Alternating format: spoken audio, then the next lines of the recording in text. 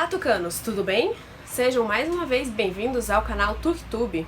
Este é o 9º episódio da série O Mistério dos Dois Livros e tem como título Sinais da Grande Migração.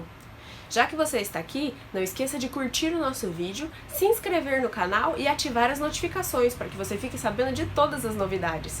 Fique ligado! Jeremias 8,7 nos diz: até as cegonhas no céu conhecem as estações que lhes estão determinadas. E a pomba, a andorinha e o tordo observam a época de sua migração. Mas o meu povo não conhece as exigências do Senhor. O falcão peregrino chega ao Brasil vindo da América do Norte por volta de setembro e retorna no fim de março. Ainda é um mistério o método exato com o qual os animais são capazes de achar o caminho migrando milhares de quilômetros. Não apenas as aves, mas também peixes, mamíferos e até milhares de borboletas que voam dos Estados Unidos para o México. Existem também ilhas onde milhares de caranguejos invadem seu interior durante alguns dias, e lá na savana africana, herbívoros percorrem quilômetros em busca de chuva e capim fresco.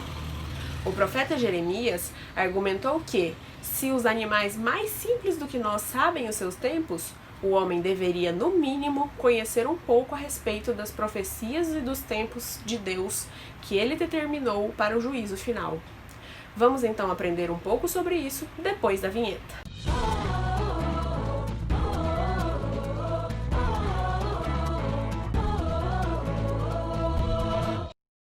A grande migração que o homem está esperando é a volta de Jesus. Por isso, a primeira pergunta de hoje é: quando Jesus voltará? A resposta está lá em Mateus 24, versos 44. Assim, vocês também precisam estar preparados, porque o Filho do Homem virá numa hora em que vocês menos esperam. A Bíblia nos fala que ninguém além do próprio Deus sabe quando Jesus voltará. Mas ela também nos diz que existem sinais que iriam acontecer quando a volta de Jesus estivesse próxima. Vamos conferir? O apóstolo João descreve em Apocalipse 6, versos 12 e 13, detalhes sobre esses sinais. Veja só. Observei quando ele abriu o 6º selo. Houve um grande terremoto. O sol ficou escuro como tecido de crina negra, toda a lua se tornou vermelha como sangue, e as estrelas do céu caíram sobre a terra como figos verdes caem da figueira quando sacudidos por um vento forte. Esses 3 sinais, o escurecimento do sol e da lua e a queda das estrelas, já aconteceram. O escurecimento do sol e da lua ocorreu no dia 19 de maio de 1780. Uma testemunha ocular que experimentou a situação relatou o seguinte sobre o que aconteceu. Pela manhã, surgiu o sol com muito brilho, mas logo se ocultou. As nuvens se tornaram sombrias, negras e ameaçadoras. Chamejavam relâmpagos. Alguns minutos depois, essas nuvens pesadas se espalharam por todo o céu e ficou tão escuro como normalmente é às 9 horas de uma noite de verão. Depois da meia-noite, as trevas se desmancharam e a lua, ao tornar-se visível, tinha a aparência de sangue. Já a queda das estrelas ocorreu no dia 13 de novembro de 1833. Ela ficou conhecida como a maior chuva de meteoros da história. Uma testemunha ocular escreveu sobre isso. Aquela foi a mais extensa exibição de estrelas cadentes que já se tem registrado. Era como se todo o céu estivesse sobre a terra, durante horas, em faiscante comoção. E além desses sinais, existem outros sinais relatados na Bíblia. Em Mateus 24, versos 13 a 14, nós lemos o seguinte: tendo Jesus se assentado no Monte das Oliveiras, os discípulos dirigiram-se a ele em particular e disseram: diz-nos, quando acontecerão essas coisas? E qual será o sinal da tua vinda e do fim dos tempos? Jesus respondeu: cuidado, que ninguém os engane, pois muitos virão em meu nome dizendo, eu sou o Cristo, e enganarão a muitos. Vocês ouvirão falar de guerras e rumores de guerras, mas não tenham medo. É necessário que tais coisas aconteçam, mas ainda não é o fim. Nação se levantará contra nação e reino contra reino. Haverá fomes e terremotos em vários lugares. Tudo isso será o início das dores. Então eles os entregarão para serem perseguidos e condenados à morte, e vocês serão odiados por todas as nações por minha causa. Naquele tempo, muitos ficarão escandalizados, trairão e odiarão uns aos outros, e numerosos falsos profetas surgirão e enganarão a muitos. Devido ao aumento da maldade, o amor de muitos se esfriará, mas aquele que perseverar até o fim será salvo. E este evangelho do reino será pregado em todo o mundo, como testemunha a todas as nações, e então virá o fim. Você já viu algum desses sinais que foram relatados agora acontecendo? Vários deles? Parece que estamos muito próximos da volta de Jesus, não é verdade? E Atos, capítulo 1, verso 10 e 11, nos diz como será esse acontecimento da volta de Jesus. Veja só. E eles ficaram com os olhos fixos no céu, enquanto ele subia. De repente, surgiram diante deles 2 homens vestidos de branco, que lhes disseram: Galileus, por que vocês estão olhando para o céu? Esse mesmo Jesus, que dentre vocês foi elevado ao céu, voltará da mesma forma como o viram subir. Ou seja, Jesus vai voltar visível nas nuvens do céu. E tão visível que Apocalipse 1,7 diz: Eis que ele vem com as nuvens, e todo olho o verá, até mesmo aqueles que os transpassaram. E todos os povos da terra se lamentarão por causa dele. Assim será. Amém. Algumas pessoas acreditam que Jesus vai voltar em segredo e que vai levar seus salvos em segredo também. Mas nós acabamos de ver que na Bíblia é muito claro. Jesus vai voltar de maneira grandiosa e todas as pessoas da terra poderão ver. E você se lembra do que estudamos na lição 8, o mistério da morte? A nossa grande esperança de reencontrar nossos queridos que morreram no Senhor será concretizada nesse momento da volta de Jesus. 1 Tessalonicenses 4, versos 16 e 17 diz o seguinte: Pois, dada a ordem, com a voz do arcanjo e o ressoar da trombeta de Deus, o próprio Senhor descerá do céu, e os mortos em Cristo ressuscitarão primeiro. Depois disso, os que estivermos vivos, seremos arrebatados juntamente com eles nas nuvens, para o encontro do Senhor nos ares. E assim estaremos com o Senhor para sempre.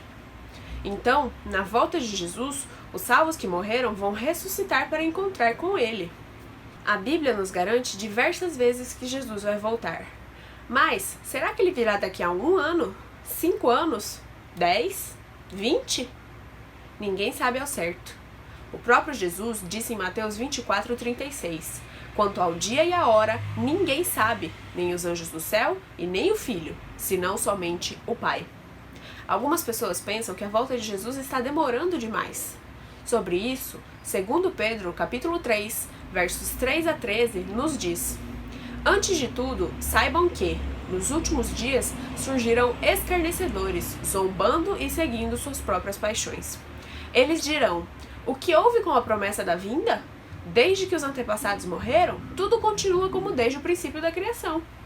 Mas eles deliberadamente se esquecem de que há muito tempo, pela palavra de Deus, existiam céus e terra, essa formada de água e pela água. E pela água, o mundo daquele tempo foi submerso e destruído. Pela mesma palavra, os céus e a terra que agora existem estão reservados para o fogo, guardados para o dia do juízo e para a destruição dos ímpios. Não se esqueçam disso, amados. Para o Senhor, um dia é como 1000 anos, e 1000 anos é como um dia. O Senhor não demora em cumprir a sua promessa, como julgam alguns. Pelo contrário, Ele é paciente com vocês, não querendo que ninguém se perca, mas que todos cheguem ao arrependimento. O dia do Senhor, porém, virá como ladrão. Os céus desaparecerão com um grande estrondo, e os elementos serão desfeitos pelo calor. E a terra e tudo que nela há será desnudada. Visto que tudo será assim desfeito, que tipo de pessoas é necessário que vocês sejam? Vivam de maneira santa e piedosa, esperando o dia de Deus e apressando a sua vinda. Naquele dia, os céus serão desfeitos pelo fogo, e os elementos derreterão pelo calor.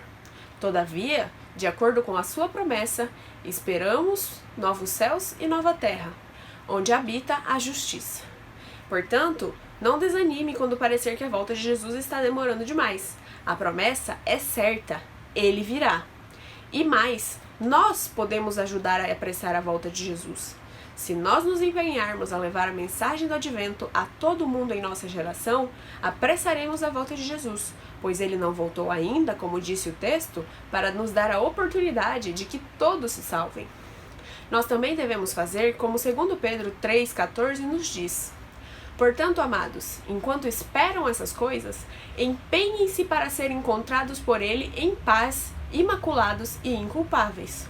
Ou seja, nós devemos nos preparar o máximo possível para estarmos prontos para a vinda dele. A segunda vinda de Cristo é a bendita esperança da Igreja, o grande ponto culminante do Evangelho. A vinda do Salvador será literal, pessoal, visível e universal. Quando ele voltar, os justos falecidos serão ressuscitados, e junto com os justos que ainda estarão vivos, serão glorificados e levados para o céu. O cumprimento quase completo de todos os sinais e profecias e a situação do mundo nos dias de hoje nos indicam que a vinda de Cristo está muito próxima. O tempo exato desse acontecimento não foi revelado, mas isso nos estimula a estar prontos o tempo todo. O retorno de Jesus representa o clímax, o ponto alto da história do povo de Deus. Esse é o momento da sua libertação, e assim, cheios de alegria e senso de adoração, os salvos exclamarão como descrito em Isaías 25:9. Esse é o nosso Deus. Nós confiamos nele e ele nos salvou. Esse é o Senhor. Nós confiamos nele, exultemo-nos e alegremo-nos, pois ele nos salvou. Jesus deseja que a ocorrência desses sinais nos anime a estudar mais a palavra e, pela fé, aguardar um futuro repleto de esperança para aqueles que creem e obedecem à vontade de Deus. Lucas 21:28 nos diz: quando começarem a acontecer essas coisas, levantem-se, ergam a cabeça, porque estará próxima a redenção de vocês. Portanto, se comprometa agora a preparar diariamente para a volta de Jesus, confessando seus pecados e divulgando a vinda de Jesus para todo mundo. Se esse é seu desejo, não deixe de fazer a vontade de Deus. Leve a mensagem do advento a todos que você conhece e se prepare para que um dia nós possamos estar juntos com os nossos queridos, indo para o céu viver com Jesus.